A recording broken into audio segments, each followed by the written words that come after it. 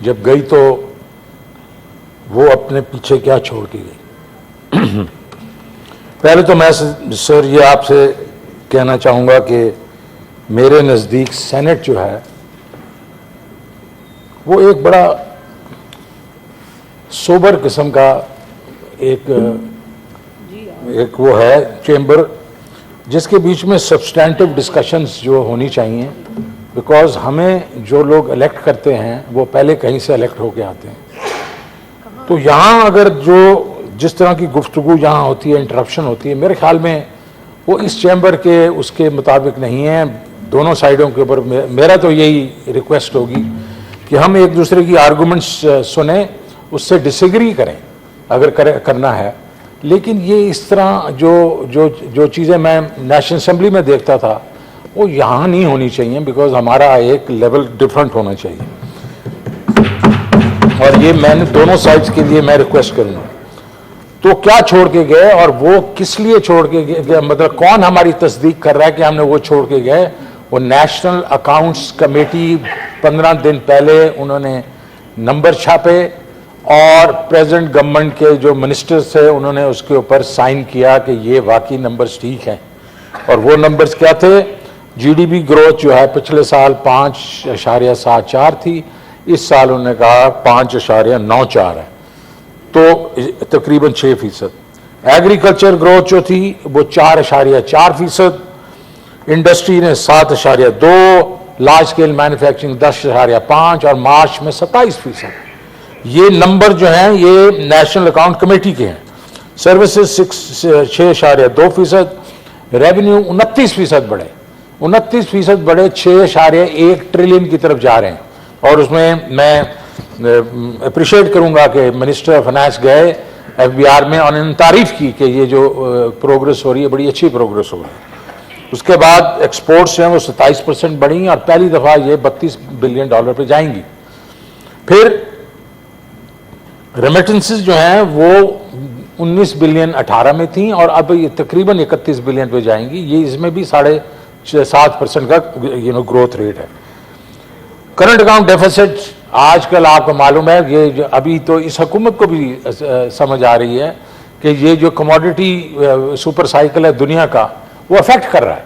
वो हमारी हुकूमत को भी कर रहा था, इधर भी कर रहा है, लेकिन उसके बावजूद और उसके ऊपर इस वक्त तक जो आप 9 महीने में जो था वो तकरीबन 13.2% का करंट अकाउंट डेफिसिट था। उसमें 12.5 जो बिलियन था वो सिर्फ 4 चीज़ों का था, पेट्रोल एंड LNG, उसके बाद वैक्सीन, कोयला और उसके बाद एडिबल ऑयल। ये 12.5 जो है 13.2 में से ये इसका था। इसका मतलब है अगर ये जो सुपर साइकिल है ये बैठ जाए नीचे चला जाता तो आपका करंट अकाउंट का इशू नहीं है। और लोग कहते हैं कि जी इन लोगों ने जो है बड़ी ज़्यादा तेज़ रफ्तारी से वो ग्रोथ दिखा दी, वो अनसस्टेनेबल होगी। अरे नहीं, अनसस्टेनेबल नहीं है ये। अगर आप उसको देखें तो ये वजूहात हैं और फिर भी हम उसको सहारा दे रहे थे और कम कर रहे थे करंट अकाउंट डेफिसिट। और इन्होंने देखा कि फरवरी में वो 500 बिलियन पे आ गया, अभी उसके बाद उन्होंने अप्रैल में 600 पे आ गया। अब आप देखें 5.5 मिलियन जॉब्स क्रिएट की 3 साल में। और कोविड की जो मैनेजमेंट थी टॉप 3 से 4 मुल्कों की पूरी दुनिया ने उसको रिकग्नाइज किया। उसके बीच में आप बेशक वर्ल्ड हेल्थ ऑर्गेनाइजेशन को कहें, इकोनॉमिस्ट को कहें और बहुत लोग हैं, माइक्रोसॉफ्ट के जो बिल गेट्स हैं उन्होंने कहा। और फिर क्या किया कि उस हुकूमत ने यह भी कहा कि हमने ट्रिकल डाउन के ऊपर इंतजार नहीं करना। निचले वाले लोग जो हमारे लोग हैं वो ट्रिकल डाउन के इंतजार में बैठे रहते हैं और उनके तक समरात नहीं पहुंचते, बिकॉज हमारी सिक्लिकल जो ग्रोथ होती है, हमारी सस्टेनेबल ग्रोथ 10-20 साल तक नहीं होती। तो हमने प्रोग्राम क्या शुरू किए, कामयाब पाकिस्तान जैसे प्रोग्राम शुरू किए, जिसके बीच में आप इंटरेस्ट फ्री लोन्स दे रहे हैं एग्रीकल्चरिस्ट को, आप अर्बन जो कारोबार वाले हैं उनके घरों के लिए। उसके बाद कामयाब जवान भी हमने किया, सेहत कार्ड किया जो बहुत बड़ा प्रोग्राम था। तो बॉटम अप अप्रोच भी की, एहसास राशन भी किया और पेट्रोल और पावर पे सब्सिडी भी दी जो बड़ी कंट्रोवर्शियल भी बनी।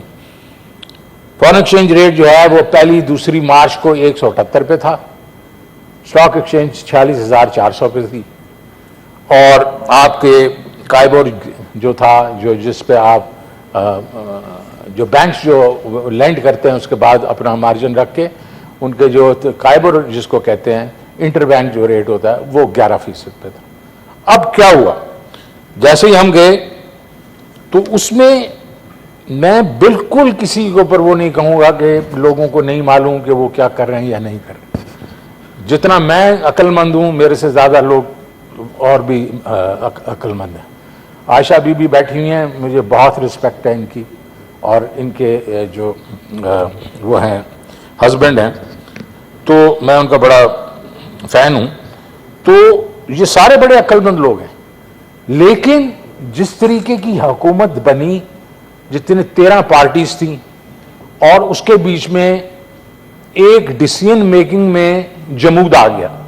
डिसीजन मेकिंग जो डिफिकल्ट डिसीजन लेने थे वो कुछ हफ्ते पोस्टपोन हुए।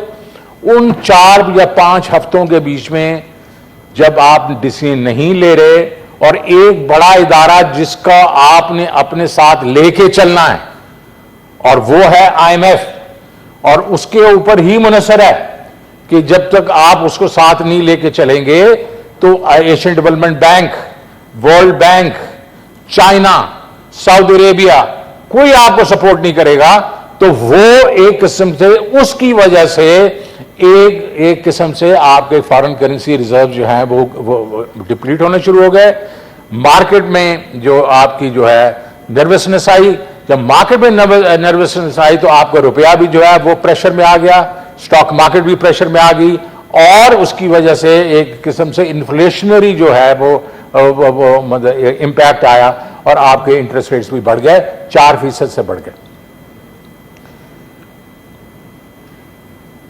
हमारे जो FX जो है फॉरेन एक्सचेंज जो है वो तकरीबन 178 पे था। मार्च की 2 तारीख को मैंने जो आपको बताया वो 200 पे चला गया और इसी अनसर्टेनिटी की वजह से जब से इनका ख्याल है कि IMF के साथ इनके कुछ ताल्लुकात ठीक हो रहे हैं तो देखें आप 4 साढ़े 4 रुपए जो रुपया वो स्ट्रेंथन हो गया। तो मैं जो कह रहा हूं वो सिर्फ मैं फैक्ट्स के बेसिस पे कह रहा हूं कि वो डिसीजन मेकिंग जो थी वो वक्त पे करनी चाहिए थी, वो नहीं हुई। उसके बाद आपके जो स्टॉक मार्केट है वो 3,300 पॉइंट से गिर गई। हम ये आपको मालूम ही है डिप्टी चेयरमैन साहब कि जो आपकी मार्केट है वो सेंटिमेंट्स पे चलती है। उसकी जो है जब पॉलिटिकल अनसर्टेनिटी होती है तो वो इकोनॉमिक अनसर्टेनिटी को जन्म देती है। इकोनॉमिक अनसर्टेनिटी का मतलब है कि लोग फिर इन्वेस्ट नहीं करते, जिन्होंने किया होता है वो अपने पैसे खींचना शुरू करते हैं, उसकी वजह से ये जो मेल्टडाउन होना शुरू हो जाता है। काइबर 15.5% पे और इन्फ्लेशन जो नया नंबर आया वो 13.8% है, जो हाईएस्ट है पिछले पता नहीं कई सालों में। और उसके बीच में अगर आप देखें फूड इन्फ्लेशन 15.5% है।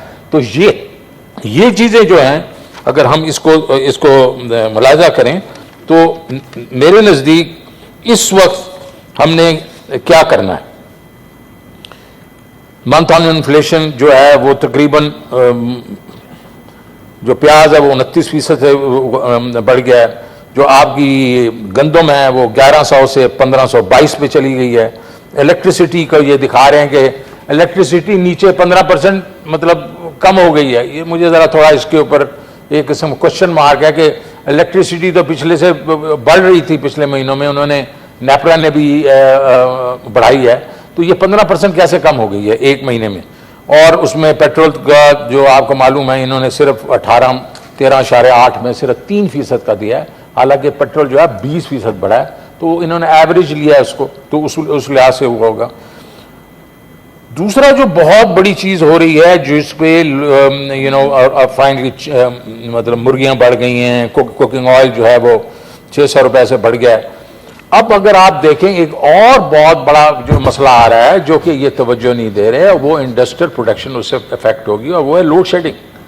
लोड शेडिंग इस वक्त 7,500 मेगावाट तक की लोड शेडिंग हो रही है। उसके कई वजूहात हैं और उसके बीच में कोयले की मतलब 2 जो बड़े प्लांट्स हैं वो 25% पे चल रहे हैं।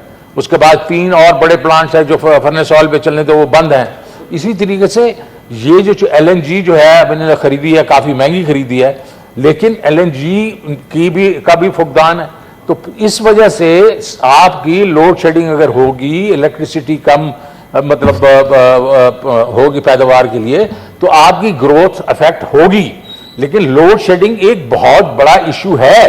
ये मतलब अगर हम उसको नहीं देखना चाहते एज एन ऑस्ट्रिच तो वो और बात है। आखिरी चीज मैं ये कहूंगा कि रशियन ऑयल से क्यों इनको इतनी वो घबराहट हो रही है। इंडिया दवा एकदम दबा के ले रहा है, वो 3.6 मिलियन टन ले चुका है मई के अंदर, और हम जो है हम बैठे हुए हैं और ये कह रहे हैं कि आपने जो कहा था वो तो मतलब खत ही था। अरे खत इसलिए था कि एम्बेसडर से बात हुई, उन्होंने कहा जी खत लिखें, इन्होंने कहा खत लिखें तो हम आपको दे देंगे। हमने तो अप्रैल के हमने कहा था हमें वो चाहिए, कार्गो चाहिए। तो मैं इनसे दरख्वास्त करूंगा कि ये पाकिस्तान के अवाम के लिए बहुत बेहतर चीज है। 30 रुपए जो आपने बढ़ाई, इससे 42 रुपए अगर उधर आप उनसे लेते तो 42 रुपए पर लीटर आपको वहां से गुंजाइश मिल सकती थी।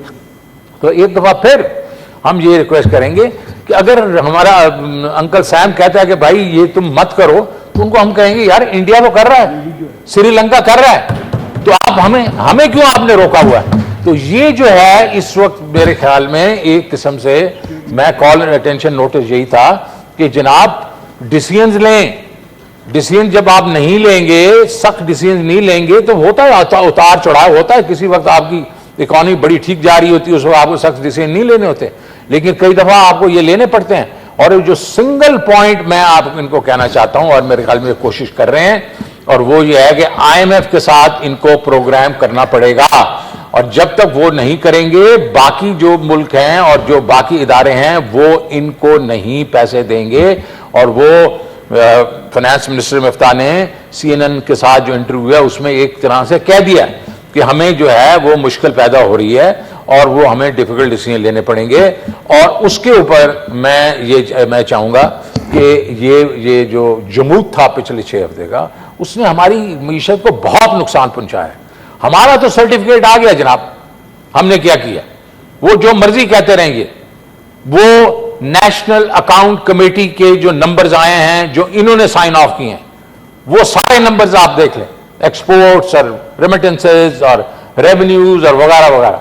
अब ये इनका खाता है, और ये खाता जो है, ये अगर जब तक ये जल्दी ठीक नहीं करेंगे, हमारे गरीब आवाम पे महंगाई बढ़ेगी, हमारे गरीब आवाम की इनकम्स नीचे जाएंगी, हमारा ग्रोथ रेट नीचे जाएगा। और एक और चीज मैं इनको कहना चाहता हूं, जो कि आज जो डिस्कशन हो रही थी उसमें जो खान साहब ने जो बात की, वो उन्होंने कहा कि देखें आप इकोनॉमिक मेल्टडाउन की तरफ मत जाएं। एक मैं सिर्फ नंबर देना चाहता हूं आपको, मैं इसके ऊपर कोई बहस नहीं करना चाहता हूं क्योंकि बहस बहुत हो चुकी है इसमें। आपका जो यूरो बॉन्ड है वो 6 से 7% पे ट्रेड कर रहा था इस साल के शुरू में, आज वो 26% पे कर रहा है। What does that indicate? That indicates the country is going towards a default. There is a not going towards a default. There is a risk of default. ये जब वो डिफॉल्ट किया उसने श्रीलंका ने, तो वो 40% पे था उनका डिस्काउंट रेट, वो जो था ये जो रेट था उधर यूरो बॉन्ड का। तो अब आप 26 पे पहुंच चुके हैं। तो वो ये कह रहे थे कि भाई जब देख लो तुम्हारा जो मेल्टडाउन होने वाला है, that will have very serious obviously repercussions on everything else. So इस वक्त मैं आपको ये कहना चाह रहा हूं कि डिसीजन मेकिंग बड़ी जरूरी है। जहां मुश्किल ये है कि यहां इधर एक फाइनेंस मिनिस्टर बैठे हुए हैं और मोहतरमा भी हैं माशाल्लाह, और एक लंदन में बैठे हैं, वो ये कुछ स्टेप लेते हैं, वो उसके अगेंस्ट बयान दे देते हैं। अरे भाई कोई यूनिफाइड तो रिस्पांस होना चाहिए। ये 220 मिलियन लोग यहां बैठे हुए हैं, वो देख रहे हैं इनकी आपस में लड़ाई, और उधर से मार्केट जो है वो टैंक कर रही है। सो मैं सिर्फ इसलिए आज मैंने ये नोटिस कॉल अटेंशन कराया था कि जनाब अब मतलब please pay some attention to the economy, have a unified strategy. और उसके ऊपर आप बजट में आप जा रहे हैं, आपको डिफिकल्ट डिसीजन देने पड़ेंगे। और बजट में भी डिप्टी चेयरमैन साहब मैं आपको बताना चाहता हूं, मैंने जो 4700 बिलियन पे लिया था रेवेन्यू 2021 के जून के बीच में, उसको हमने जब बजट किया 5800, बड़े लोगों ने कहा कि ये तो बिल्कुल ये शेखी मार रहे हैं, ये नहीं कर सकेंगे। हमने 6100 के ऊपर वो आया, 6100, और विफ्ता साहब ने जाके कहा कि बहुत अच्छी प्रोग्रेस हो रही है। और 300 बिलियन जो हमने सेल्स टैक्स जो है उस पे पेट्रोल पे, वो अगर हम ले लेते तो 6400 होता। तो मैंने तो अगर बजट देना था तो मैंने तो 8 ट्रिलियन का देना था, क्योंकि 100 मतलब 1400 तो हमने बगैर उसके सेल्स टैक्स ऑन पेट्रोल किया है, और वो अगर लेते तो 1700 होता। तो अगर 1700 होता तो अगले साल तो हमने कोई तकरीबन 1800 या 2 ट्रिलियन कर देना था। तो हम तो 8 ट्रिलियन से भी निकलते, लेकिन हम 8 ट्रिलियन तो करते। इनके जो इस वक्त जो IMF से बातें हो रही हैं, ये 6.8 ट्रिलियन की बात कर रहे हैं, और वो इनको 7.2 ट्रिलियन की बात करें। अरे भाई, तुम अगर पैसे इकट्ठे नहीं करोगे तो ये पेमेंट किधर करोगे? इंटरेस्ट रेट्स बढ़ गए हैं आपके, ये डेट सर्विसिंग ज्यादा हो जाएगी, बाकी चीजें, तो आप क्या करेंगे? आप सब्सिडी उड़ा देंगे लोगों के, गरीबों के ऊपर आप बिल्कुल कुल्हाड़ी मारना शुरू कर देंगे। तो प्लीज ये आप ना समझें कि हम चुप करके बैठे रहेंगे। आपका बजट हम पूरी तरीके से देखेंगे, और उधर आपने अगर ये गरीबों के ऊपर लाठी मारी, ये कामयाब पाकिस्तान प्रोग्राम, ये पाकिस्तान जवान प्रोग्राम, ये सेहत कार्ड वगैरह, ये प्रोग्राम के ऊपर आपने कुछ करने की कोशिश की, तो हम उसको बेसिकली हम प्रोटेस्ट करेंगे। Thank you very much. जी, मिनिस्टर फॉर स्टेट और फाइनेंस डॉक्टर आयशा ओस। बिस्मिल्लाहिर्रहमानिर्रहीम। बहुत शुक्रिया चेयरमैन साहब।